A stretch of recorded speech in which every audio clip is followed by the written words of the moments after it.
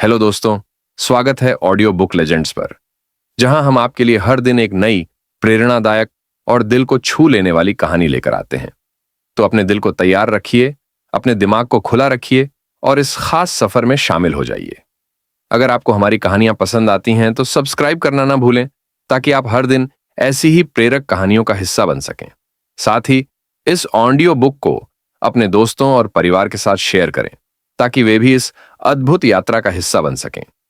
और हां, इसे सेव कर लें, ताकि आप इसे अपनी सुविधा के अनुसार आराम से सुन सकें और हर भावना, हर सवाल, हर जवाब को गहराई से महसूस कर सकें। क्या आपने कभी सोचा है कि जीवन का असली मतलब क्या है? हम दिन रात सुख की तलाश में भागते हैं, फिर भी दुख और बेचैनी हमारे पीछे पीछे क्यों चली आती है? क्या सचमुच कोई ऐसा रास्ता है जो हमें सच्ची शांति और संतुष्टि की ओर ले जाए? आज हम एक ऐसी महान आत्मा की कहानी सुनने जा रहे हैं, जिसने इन सवालों के जवाब खोजने के लिए अपना राजपाट, अपना परिवार, अपनी हर सुख सुविधा को ठुकरा दिया। एक राजकुमार जो महलों के ऐशो आराम में पला बढ़ा, लेकिन इंसानियत के दुख को देखकर उसका दिल पसीज गया। उसने सत्य की खोज में सब कुछ छोड़ दिया।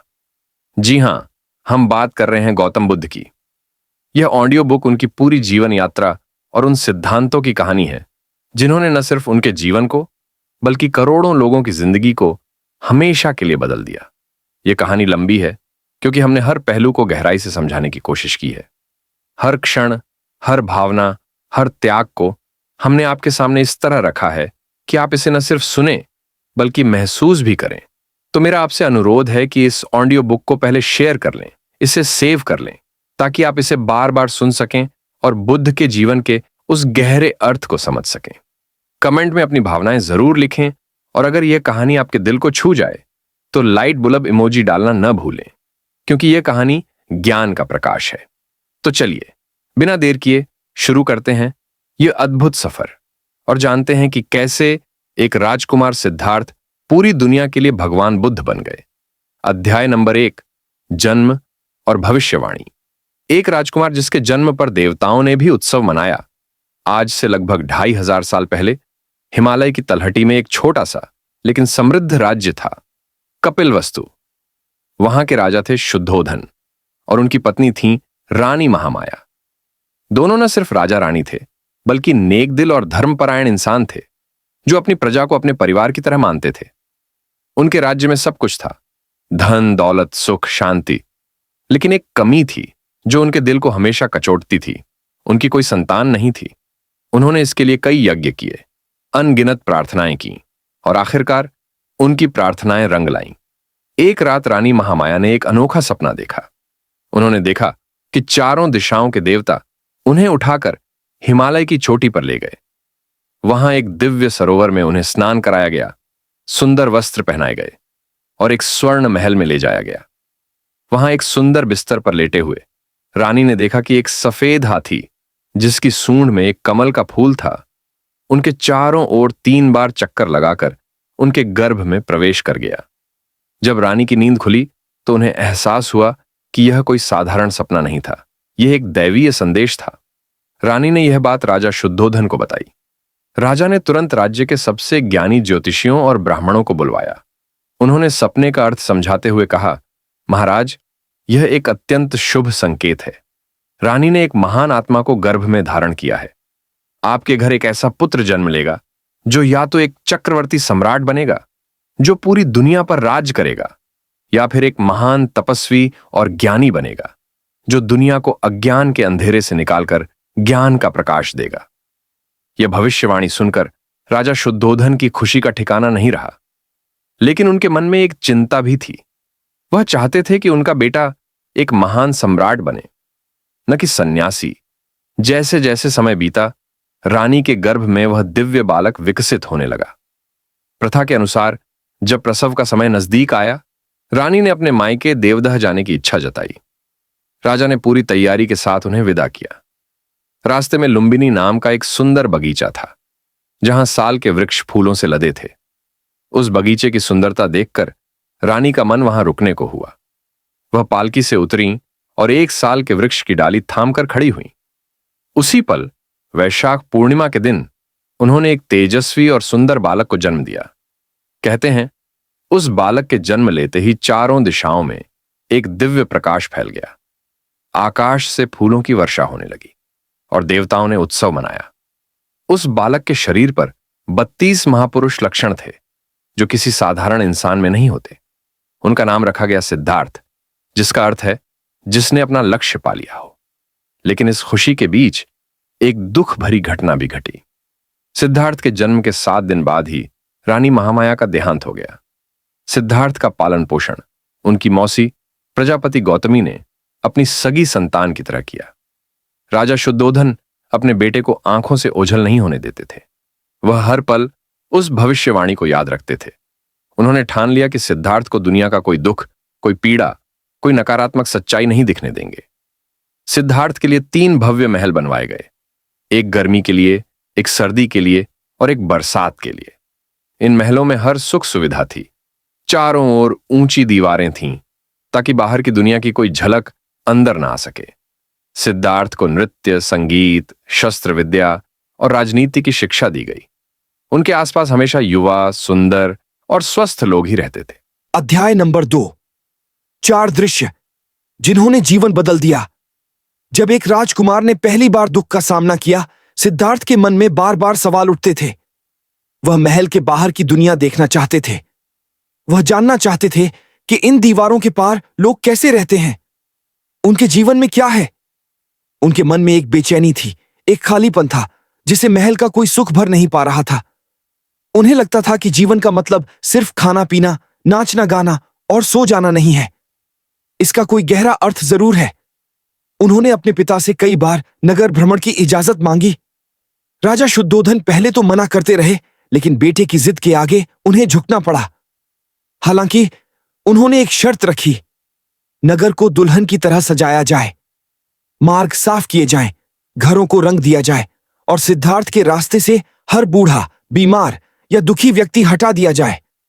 राजा चाहते थे कि सिद्धार्थ सिर्फ खुशहाल और सुंदर चीजें देखें, लेकिन उन्हें क्या पता था कि उनकी यह कोशिश ही सिद्धार्थ के जीवन में सबसे बड़ा बदलाव लाने वाली थी। सिद्धार्थ अपने वफादार सारथी छन्ना के साथ रथ पर सवार होकर नगर भ्रमण के लिए निकले। वह बहुत उत्साहित थे। पहली बार वह अपने राज्य और प्रजा को अपनी आंखों से देखने जा रहे थे। नगर को खूब सजाया गया था। लोग सुंदर वस्त्रों में उनका अभिवादन कर रहे थे। हर तरफ उत्सव का माहौल था। सिद्धार्थ अपनी प्रजा का प्यार देखकर खुश थे। उन्हें लग रहा था कि दुनिया कितनी सुंदर और आनंदमय है। लेकिन तभी उनकी नजर एक अजीब दृश्य पर पड़ी। मार्ग के किनारे एक व्यक्ति खड़ा था।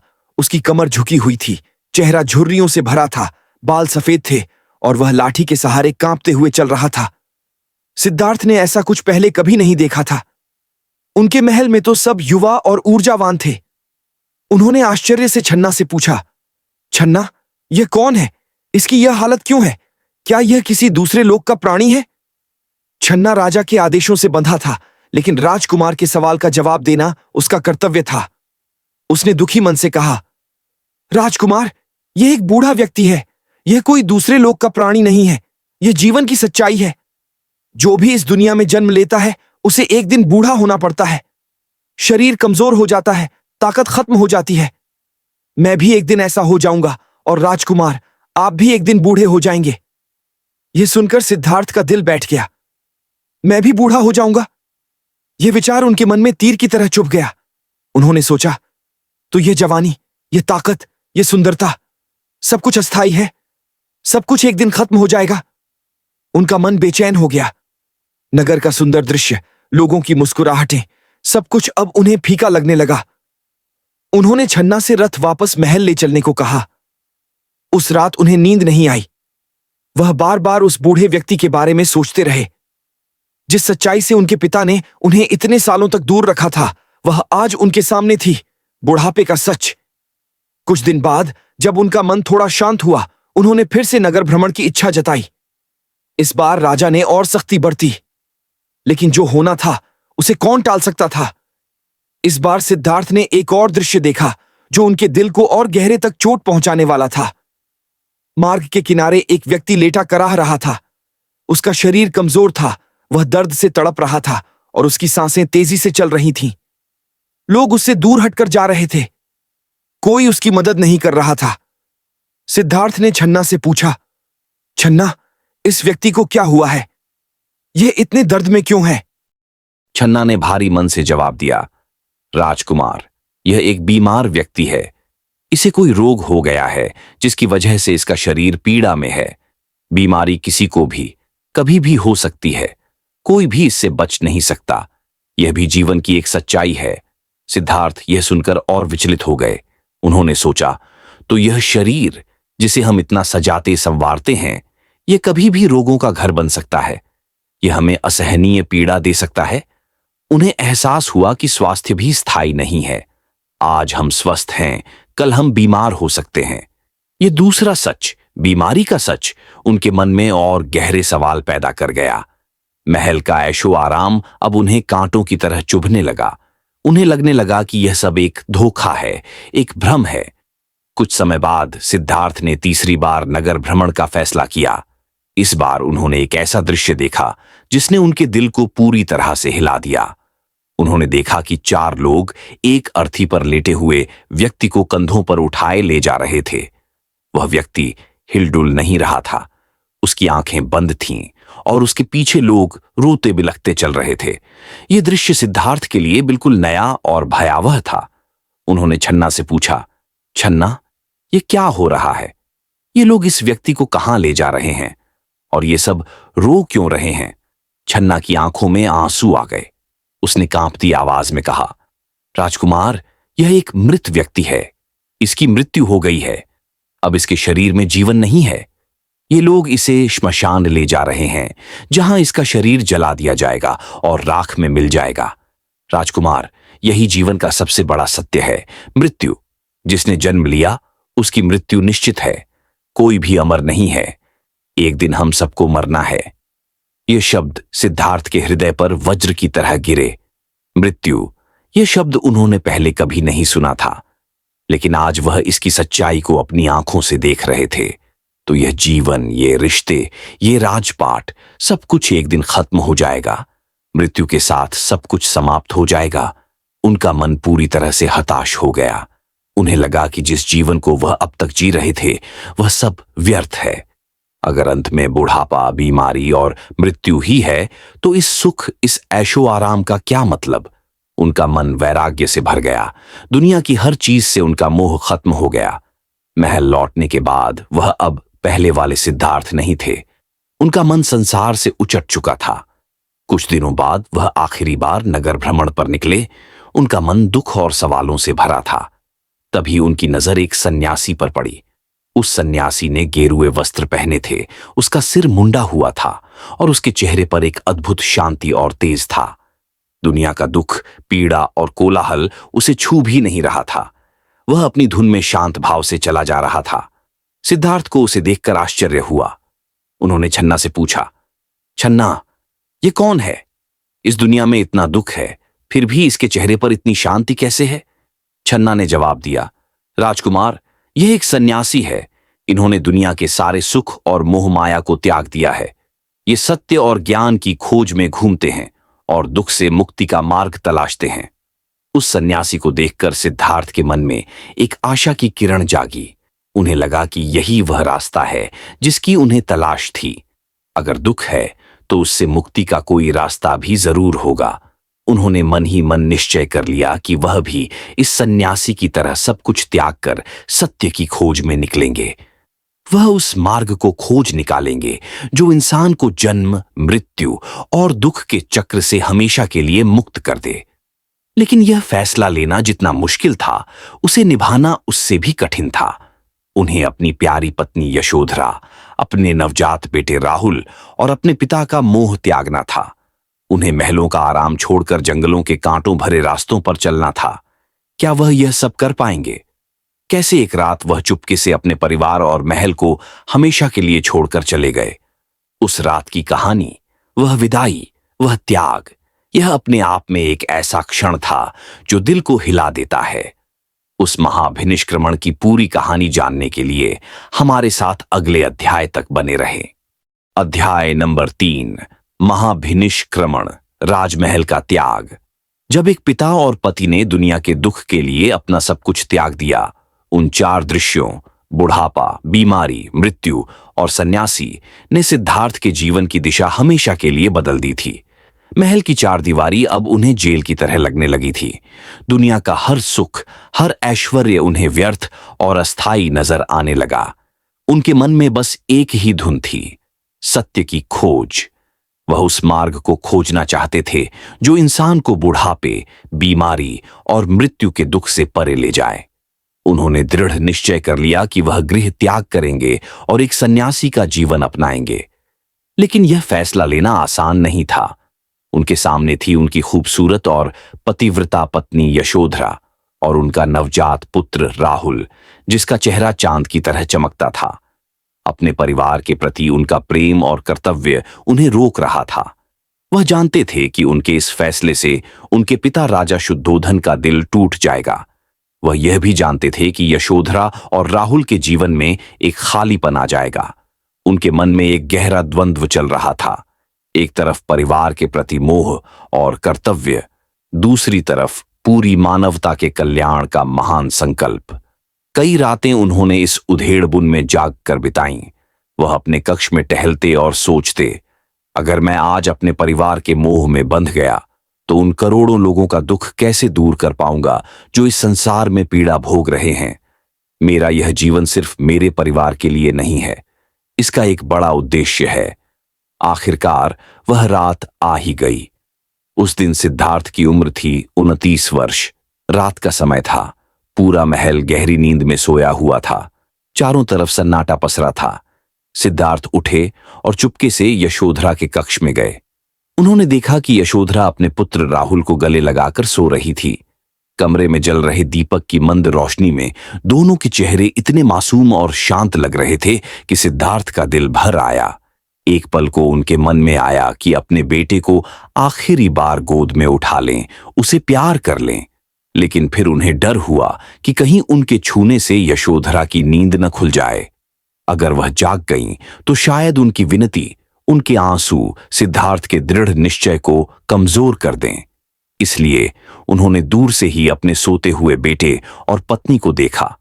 उनके दिल में एक तूफान उठ रहा था, लेकिन उन्होंने मन ही मन उनसे विदा ली।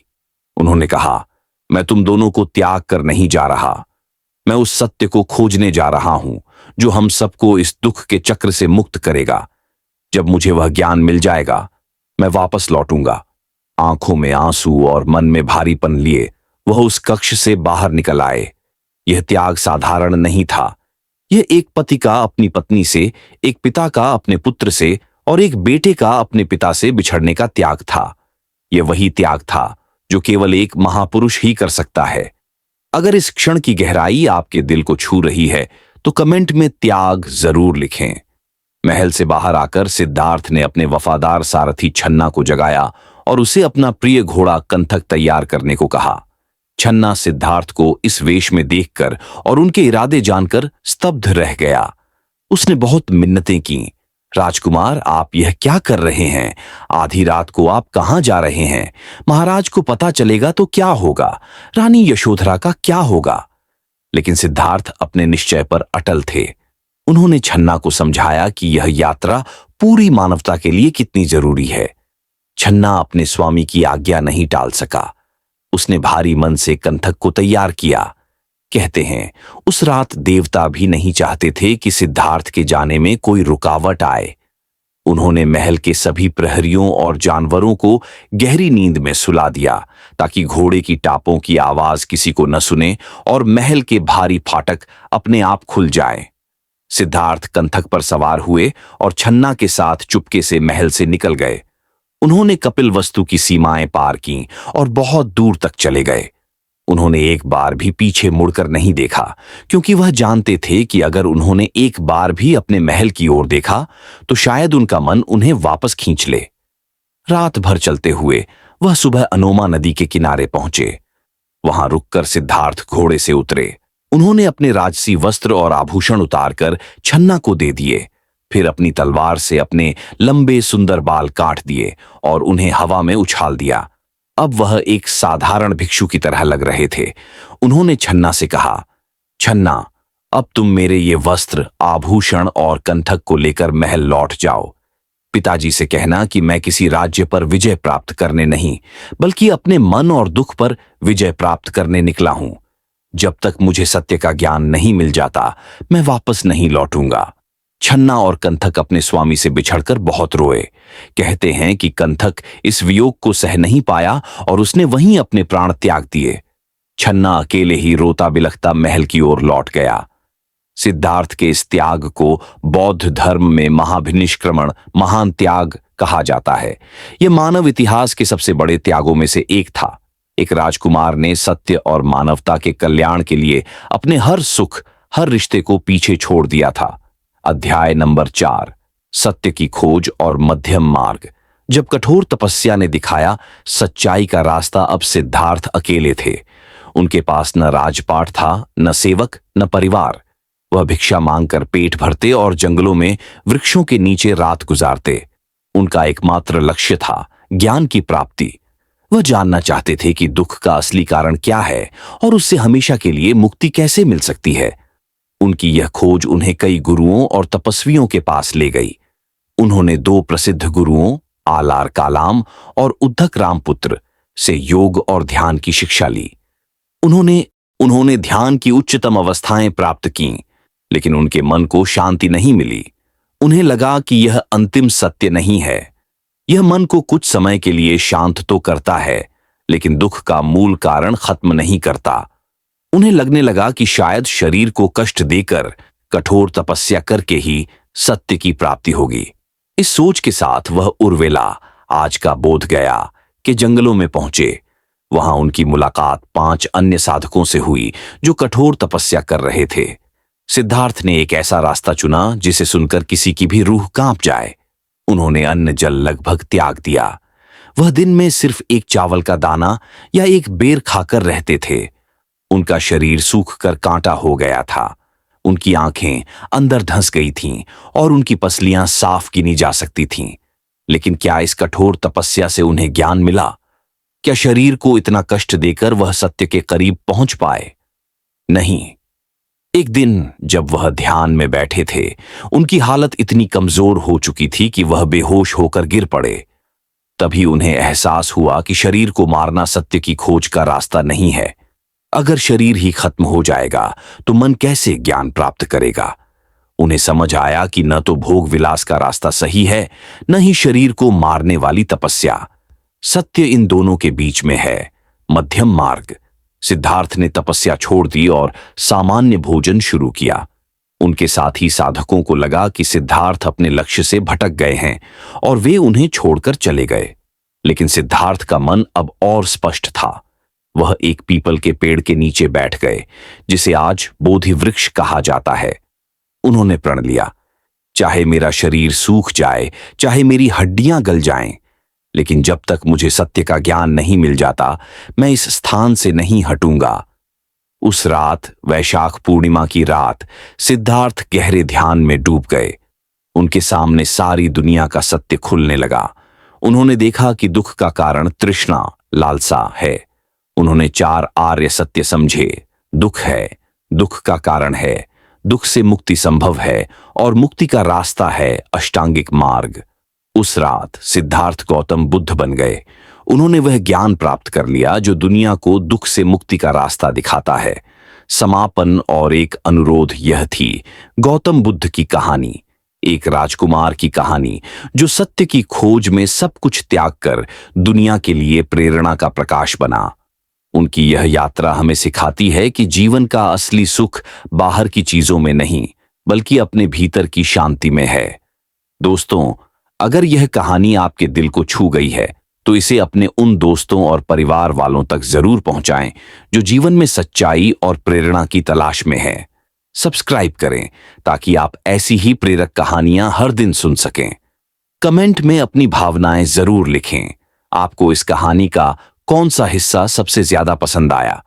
और हां, अगर बुद्ध का यह सफर आपके लिए एक नया प्रकाश लेकर आया है, तो लाइट बुलब इमोजी जरूर डालें। इस कहानी को शेयर करें, सेव करें और अपने जीवन में मध्यम मार्ग को अपनाने की प्रेरणा लें। अगली बार फिर मिलेंगे एक नई कहानी, एक नई प्रेरणा के साथ। तब तक अपने मन में शांति बनाए रखें और सत्य की खोज में आगे बढ़ें। नमस्ते।